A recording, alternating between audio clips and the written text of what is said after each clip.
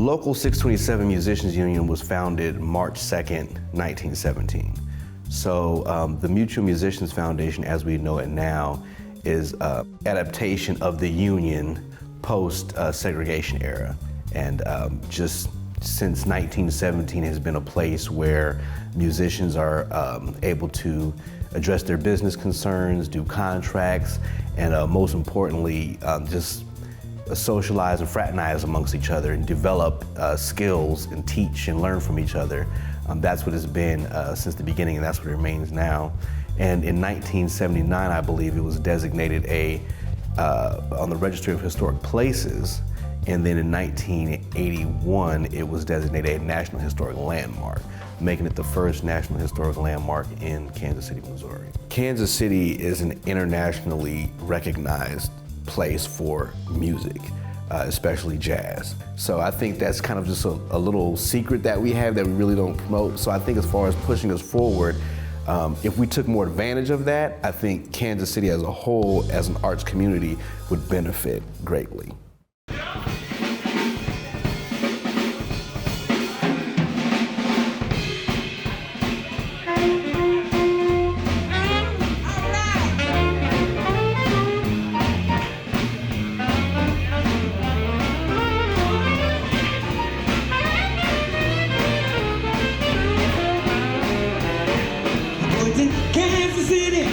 Kansas City, here I come. I'm going to Kansas City, here I come. I'm here. They got some pretty little babies there. I'm gonna give you one. I'll be standing on the corner, 8 ticket fine. I'll be standing on the corner, 12th Street and Vine.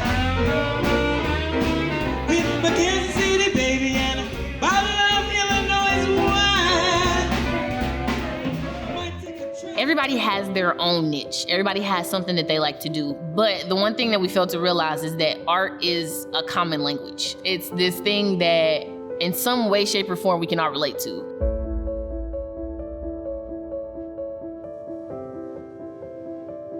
I started in Youth Synergy's Transitional Living Program. So it was pretty much, I was homeless at the time and I needed somewhere to stay. So they have an 18-month program where youth can come in and pretty much live here for that full 18-month period. Synergy here at the time offered photography classes, and I used to just watch it, like sit over, in the art space and just watch them do it. But after time passed, I let my anxiety go and actually stepped in and decided to go ahead and try it out. When it's just your music and yourself and you just have this camera in your hand, it's like you don't really have nothing but a choice to just kind of like look through this lens, going with the vibe of the music, and you just start capturing all these pictures. And with being at Synergy at that time, it was difficult because it's just like I'm in this, technically considered homeless right now, and they helped me to be able to go where I needed to go. So like they would take me to the zoo, they would take me to the park. Like I would be in here and some of them would just sit in here with me, like in the art space, and you're overwhelmed. And a staff will just come in here, see that you're drawing or coloring and join you. And then that's how they kind of use that way to ease into a conversation, to see what's wrong, to be able to, once you feel more comfortable and just, walk through my pictures with me or give me critique that they think or anything like that.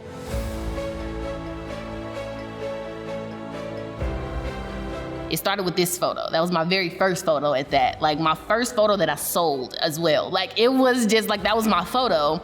That photo has been in the mayor's office. That photo has been in KC Bizcare downtown. Like that photo has ventured into so many different places. And it just shows all the different paths that it can take. Like it's a photo that shows a path that has led me on different paths.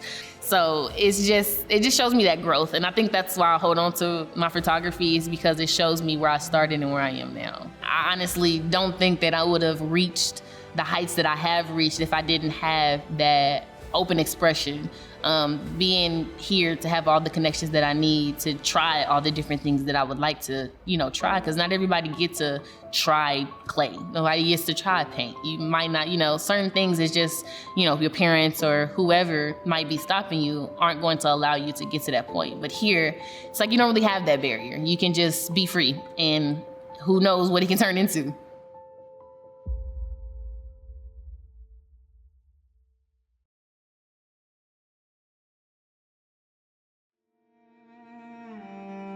Spinning Tree Theater was founded in 2010, and for the first 9 years, we operated as a professional Actors Equity theater company. And in the summer of 2019, we produced Starlight Express in partnership with Variety, the children's charity of Greater Kansas City.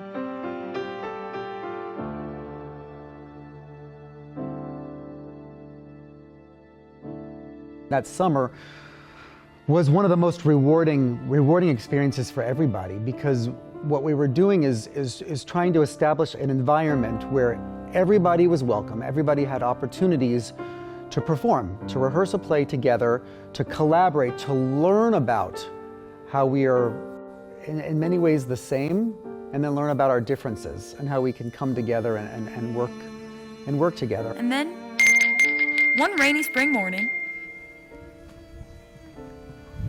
someone came. Good morning. Good morning, madame. How may I help you today? Well, I was looking for something for my daughter, a special friend. I see.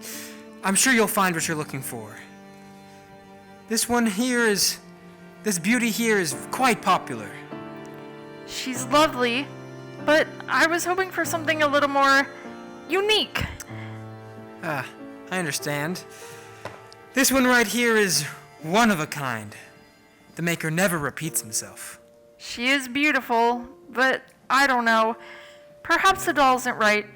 Perhaps I should think about it a little more. Madam, Thank you for your time. if I may, I have one more thing to show you. This one's not a doll, but perhaps he is what you're looking for. He is not new, but he is exquisitely made and masterfully restored. Ah, the rabbit intrigues you, I see. I know you. Why do I know you? Who are you? A memory came to Edward. A memory of a little girl that had grown into a woman. Watch. Abilene! Edward? Yes, Edward, that's my name. Edward! It's me!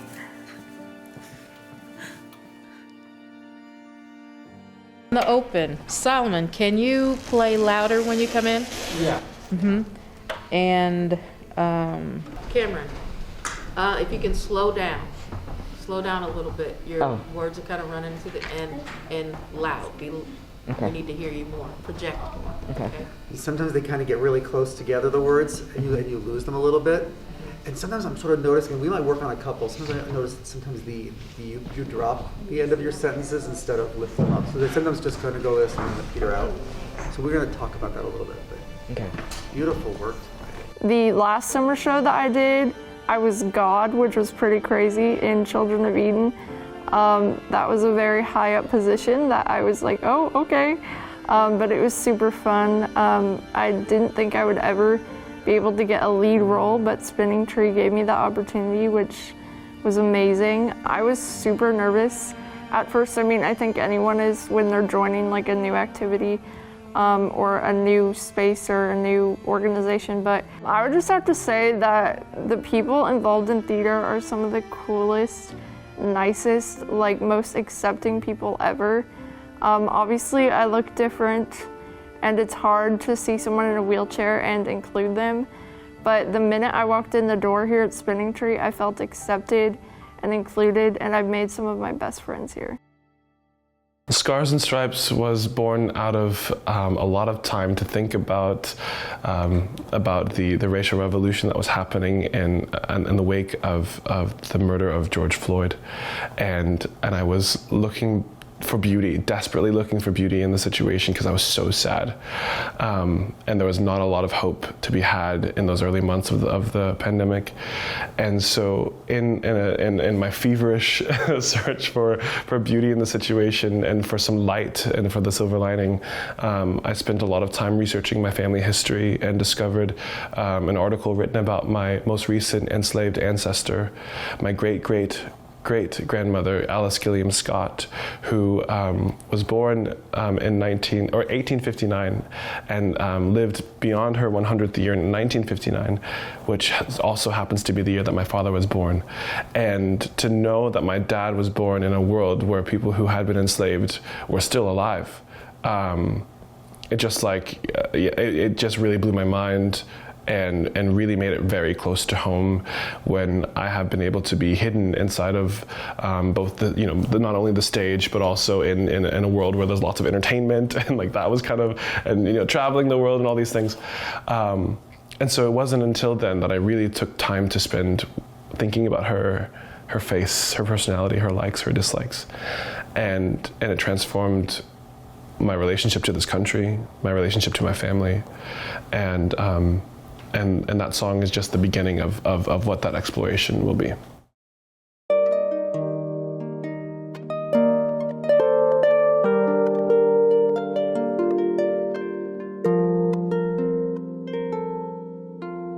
Land of the free, home of the brave,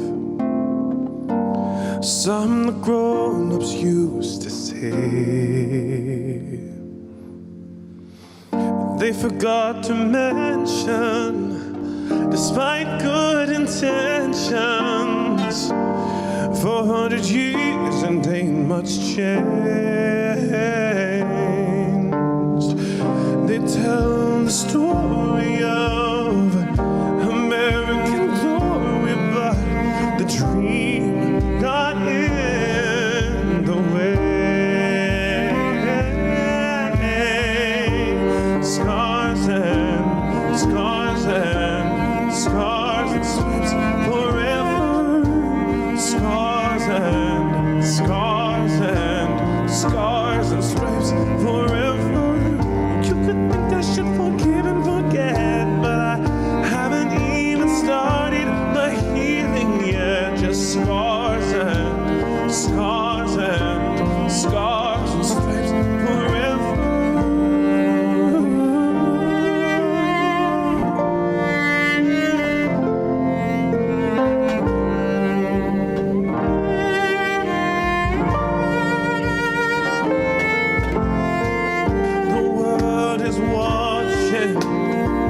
And still we're marching on the lands that were betrayed. My body matters, my heart is shattered, but I'll keep singing anyway to tell the story of American glory.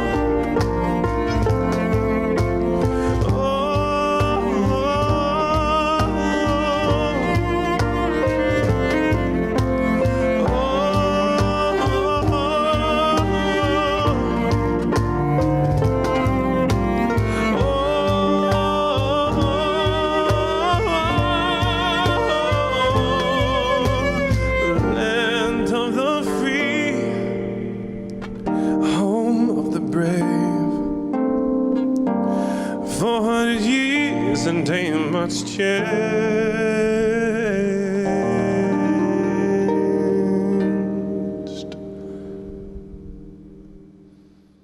You know, when I think about how I got involved in the arts, well, it was I want to see people benefited through vulnerability and through art and through sharing, and I've been able to be used as an instrument for that for most of my life on a weekly basis, and I take a great deal of responsibility in that kind of call and charge, and I also take a lot of pleasure in it, and so.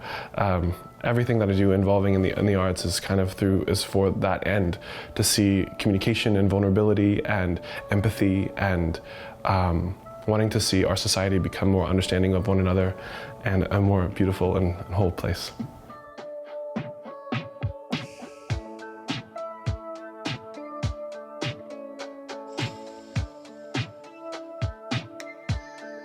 Epic Arts is a community program of Community Housing of Wyandotte County, and its purpose is to enliven and celebrate creativity here in KCK.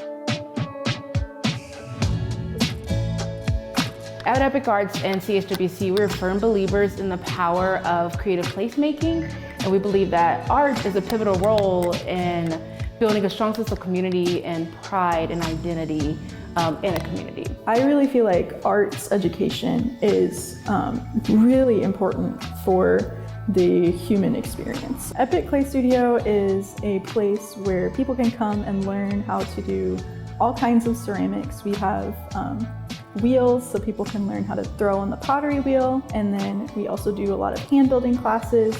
So it's kind of a place for any artist or any person at all to come and learn how to grow as a ceramic artist. With ceramics especially, you get to learn how to go with the flow. If things aren't going exactly how you want on the wheel, because that's usually how it goes, you still end up with something beautiful at the end of the day. And I think it's just such a cool opportunity to be able to share that with the people that come to our studio. I've seen so many people grow in so many ways. Our returning students that have been here for over a year, just seeing how they started and where they are now, and it's just such an important place for them. And I just think it's so cool that we get to share that with the community. We began with our ceramic studio next door, and now we have expanded into other programs, including this new gallery space. We have another gallery space that's a pop-up gallery outdoors. We have a curated Airbnb upstairs, an arts and fellowship suite, and also a park outside that has an outdoor stage. Our hope is to have this happening in all neighborhoods in Wyandotte County, not just here in the Strawberry Hill neighborhood. So yeah, that's just, I guess, our vision is to see this grow all over Wyandotte County.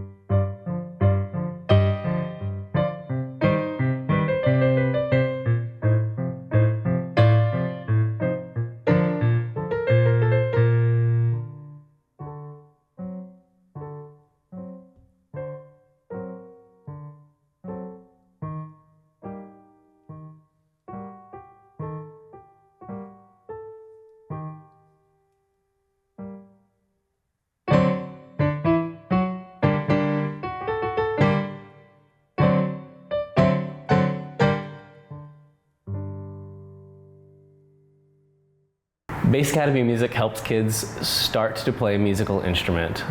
When a child sits down and they have someone work with them and say, I see you, I hear you, you matter, and they start working on that, music becomes a tool then that tells that kid that they have worth, they have value, they can go on and succeed in doing amazing things. There was one time a kid came out of a lesson, he's like, Mom, I hit the drums and music came out. That just made me so happy. As I was thinking about starting Bass Academy of Music, as I was sitting here thinking, how do you bring music lessons into the city? A student that I was working with at that time came to me and he's actually told me, he's like, hey, my mom died. and you're the first person I wanted to tell. And that really struck me. And I knew that his mom was sick. I knew that was when this was coming. But for him to come and tell me that, I was like, man, we've been working on Smoke on the Water. We're working on little things like that. And I'm his music teacher. I connect with him emotionally without even trying. How much more do kids need things like that? How much more do kids need people in their lives, those outlets for that emotional piece? And so I think that was a piece of just taking that responsibility of a music teacher a lot more seriously. Was a big aha moment for me. 1, 2, ready, go.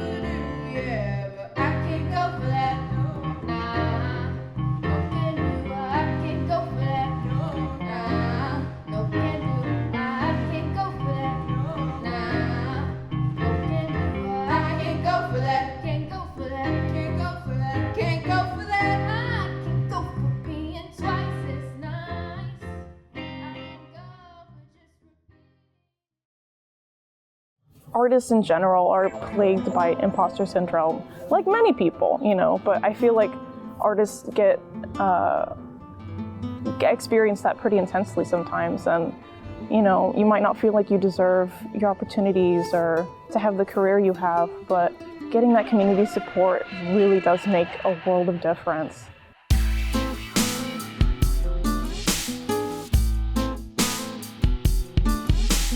Kind of a universal experience with being a second-generation immigrant is that, there's a lot of pressure to succeed, financially or, with notoriety. Your parents sacrifice so much to get you where you are, and, you want to return the favor. You want to make them proud of you. And I think for that reason, it can be pretty difficult for a lot of immigrant parents to support their kids in something that may be a little bit riskier, that might not result in them having guaranteed work, guaranteed financial success, like art. I was very lucky to have a mom who's really my hero, that supported me. It was very clear that I wanted to be an artist from a very young age, so she kind of gave me the okay. She did everything she could to make that happen for me. I grew up in a community where more people speak Spanish than English. And then coming here was completely different. I was in my bubble, and I thought everywhere in the United States was like that, because that's all I knew. I thought the Hispanics were everywhere and that everybody spoke Spanish. So it was kind of a unique community that I really had no idea you cannot find anywhere else in the United States. That's something that I try to kind of put in my work, is a little piece of Miami, like the vivid colors and the energy and things like that. And I think people have been really receptive to that here. We are in an age where people are interested, because that wasn't always the case. People are interested, they want to see different things, they want to experience different things. And they want to know what people's different experiences are. So, I'm happy to try to depict that as best as I can.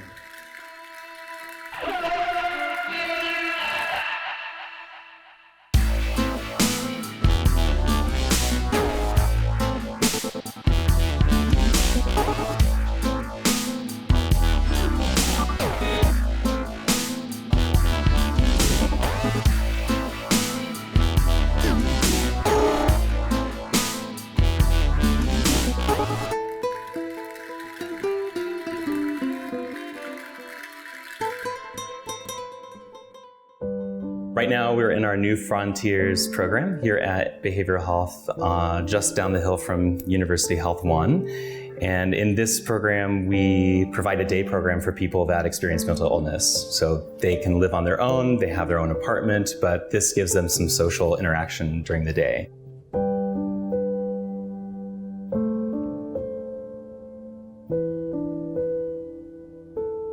What you're seeing right now are people participating in one of our art therapy groups, and they're exploring those things that they might not have been able to verbalize, but they're looking through the lens of art. And so our trained clinicians are helping them explore their thoughts by engaging them in conversation and questioning them on why they've chosen certain things, and then in using that to build therapeutic rapport so that they can explore those issues in deeper detail.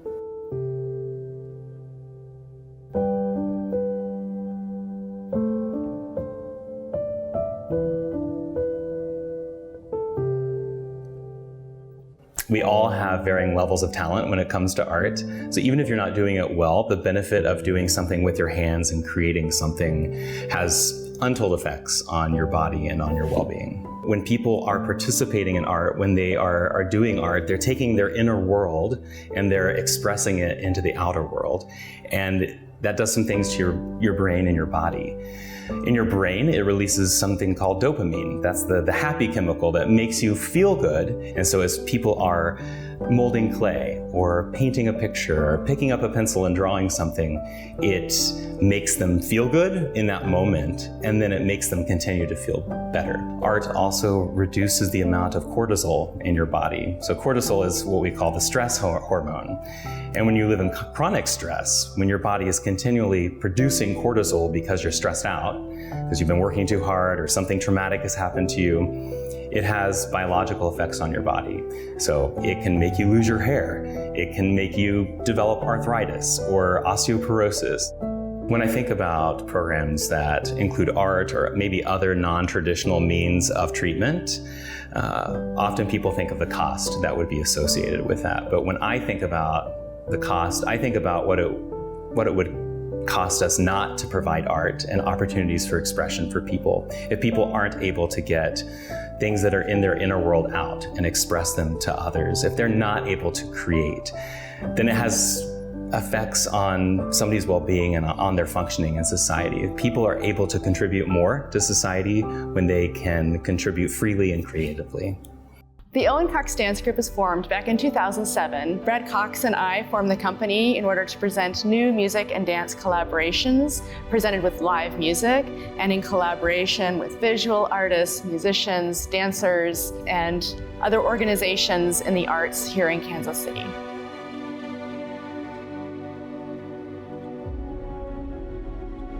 I think that the art scene in Kansas City is very vibrant, and we feel very fortunate to be a part of that community. I think that there's a wonderful audience for the arts. People are hungry for the arts. The arts was one way to help bring people together during the pandemic through videos and more online content. But now that things are opening back up gradually, being able to experience a performance or a gallery opening or something in person, that's a very deep and meaningful way that we can share the human experience. Many people don't realize the impact that the arts have on our economy, in our city, and in our region. So of course we contract dancers and musicians, performers, but it's much broader than that. From renting the theater space to having postcards and programs printed at a local printing company to patrons going to restaurants before performances. There's a much larger economic impact that is felt in a bigger way than people realize. So the piece we are sharing with you today is Intermezzo, and the music is by Brahms, and the dancers are Marian Faustino and Christopher Page Sanders. And this work was created in collaboration with Park University's International Center for Music, and they're an incredible program, and we love working with their musicians. The pianist for the piece is Sehao Chin, and I hope you enjoy it. It's a piece that's very special to my heart, and the dancers do a beautiful job in bringing the piece to life.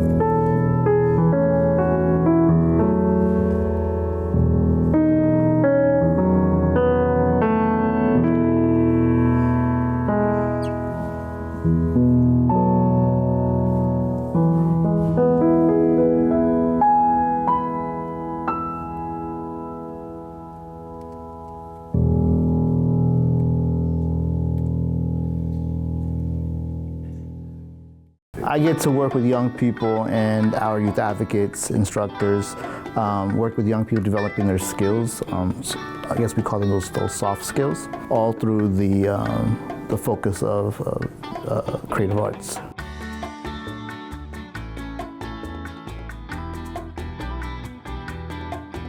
I think what makes art important is just another avenue for young people to learn how to communicate.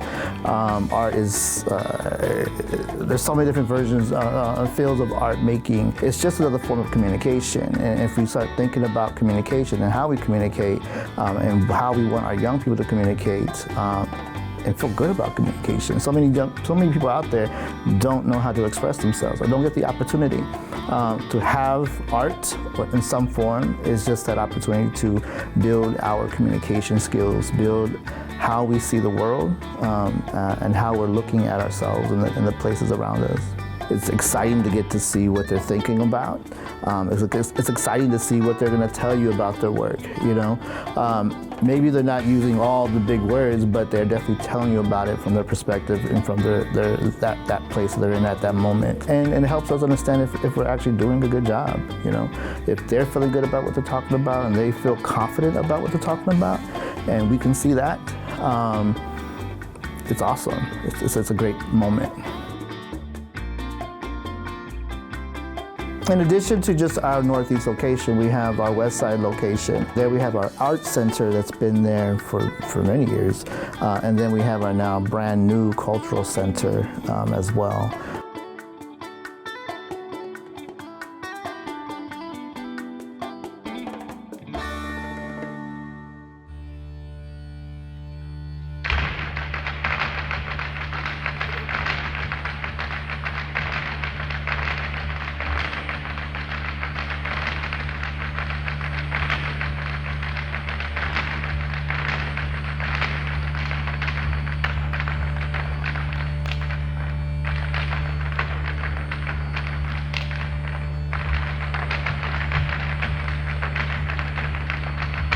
So the mission of the community college is really all about access to education, and in our department, access to the performing arts. So whether it's taking a teaching artist, like we had recently, that went out to work with teachers to actually teach them how to integrate the performing arts into their classrooms, into their curriculum. So as I go through this, I can set the rules right away, right? We're going to be in control of our bodies. We're going to be in control of our voices. We're going to be using our imaginations a great deal. See yourself doing something you love. Open your eyes. We're going to be focused and concentrated on task. And lastly, we're all going to work together in a cooperative way.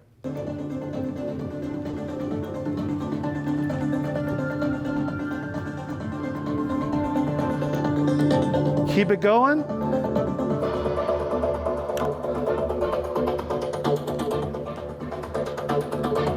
Get ready to find your ending shape in 5, 4, 3, 2, 1.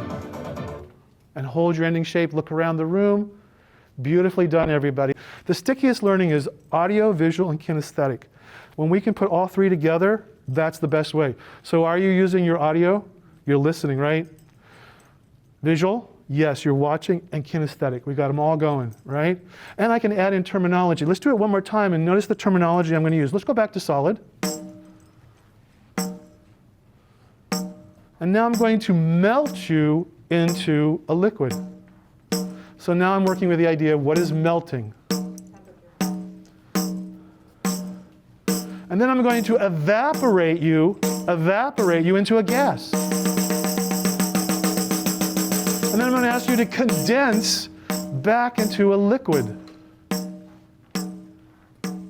And then I'm going to ask you to freeze into a solid. Exactly. Well done. That looked great. By the same token, we love to take the professional performing artists that come here and perform on our stages out into the community to work with students in dance studios or community centers or schools so that they can interact with those professionals and really learn from them. So for example, Trinity Irish Dance is with us right now, and they went out into the community to the Driscoll School of Irish Dance and worked with 12 or 13 of their senior students to really kind of share with them techniques, dance moves, things that these professionals have learned in performing all over the place, and kind of introduce that experience to the students and give them a look at what it's like to be a professional dancer.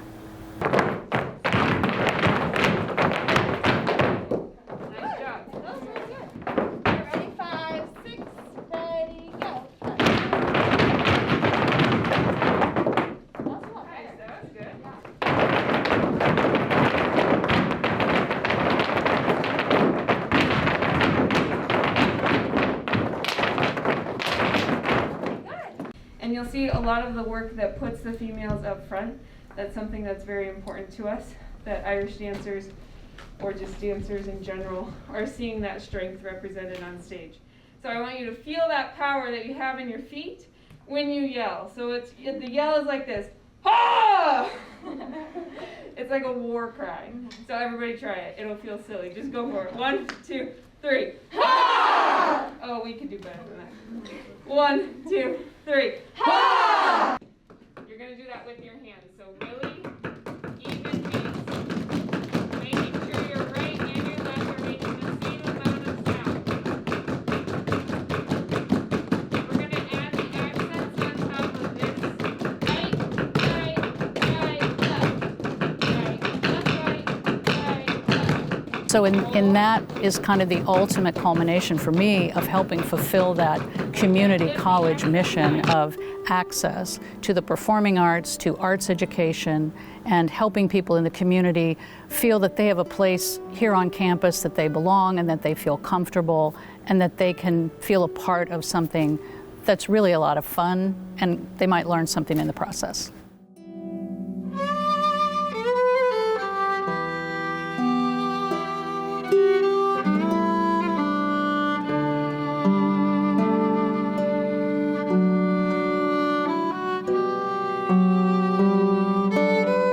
Content at the Kansas City Museum is heavy.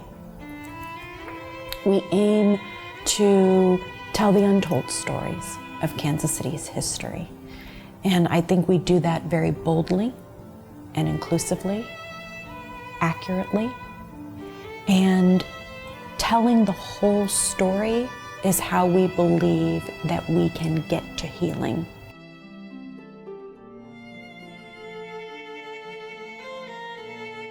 The decision was made early on, acknowledging that artists play a vital role in our city. And they have in our history, they do today, they will in the future. And we knew that in order to create a museum that celebrates Kansas City's history and its cultural heritage, that we had to have a conversation about the role of art and artists. Think about something of this sort and you're growing an institution like this. You want your patrons to come in and just stop for a moment and enjoy that experience. So when you step on these grounds and you see the beauty around you, there's a lot of history here. And then you come in and you're greeted with these unbelievable pieces of work. So I think our approach to engaging artists on the design side was actually very new for this city. How we did the selection process for 1%, instead of doing a request for proposals, we did a request for qualifications. We spent time working with those artists to develop their concepts. So that was new for the city.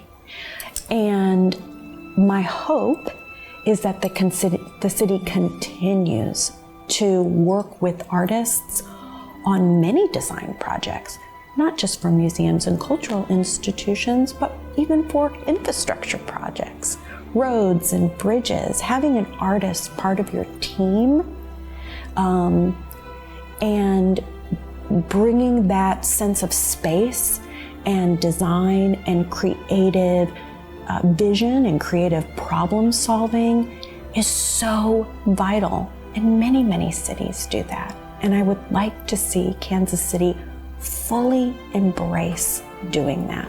with artists. You know, all of these amazing beginnings that spirited outward into the world. Imagine being in Paris, the Champs-Élysées, and you're having a conversation at lunch, and you hear someone playing, and you turn around, and it's Herman Mehari. It's from Kansas City. Or James Reese Europe took jazz to Europe in World War I. During that time, we have that monument here. So I think we have an opportunity to celebrate, however, to also be celebrated. And that's huge. It's very important.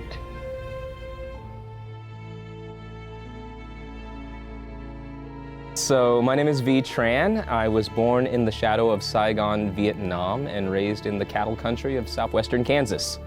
I came to this country with my mother and my father and my sister. And the four of us came here with the clothes on our backs and $20 that a missionary gave to us, and we built from there. I am a preacher's kid and the son of butchers. I'm equal parts sea salt and wheat fields, and I'm a storyteller. But I really believe that the arts help give a city its identity, you know, that certain flavor. That rasa is a term that I love that means flavor, you know, and Kansas City has such a unique flavor because of the art scene here, you know, and all of the generative artists that help make up this ecosystem. And as far as cost of living, centrally located, all of those factors make it a really, really wonderful place to live as an artist, you know. And we always kind of have to fight the attrition of like, oh, so-and-so started off in Kansas City and they moved out elsewhere, you know.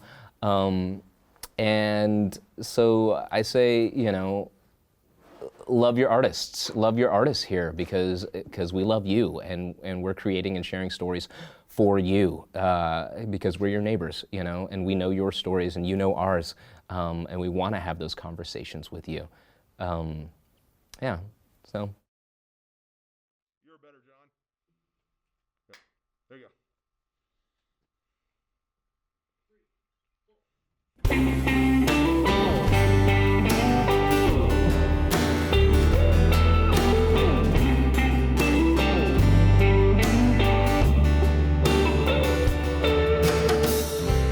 There's something wrong, there's something off. We have no words. You're so tight-lipped, I'm running my mouth. This is so absurd.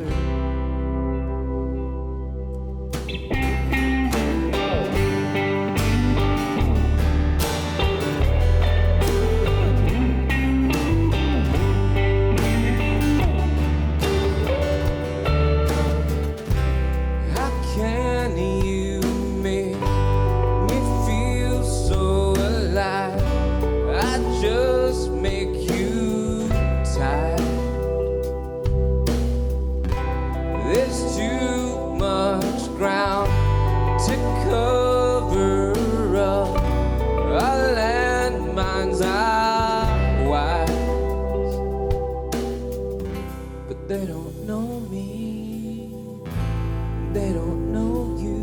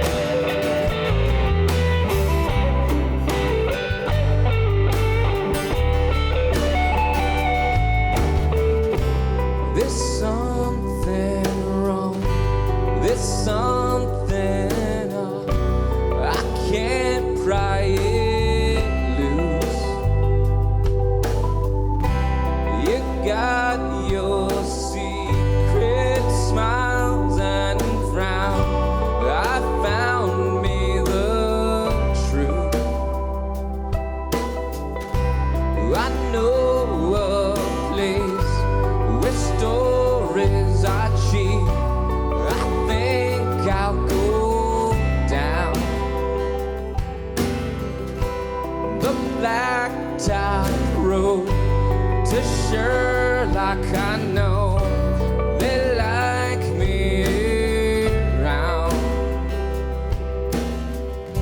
but they don't know me, and they don't know you.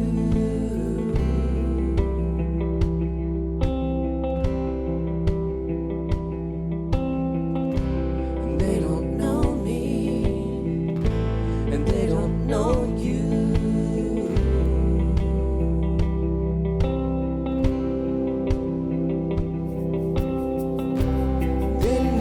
Sad songs, sell whiskey, so here's to them, here's to me, here's to you. They know sad songs.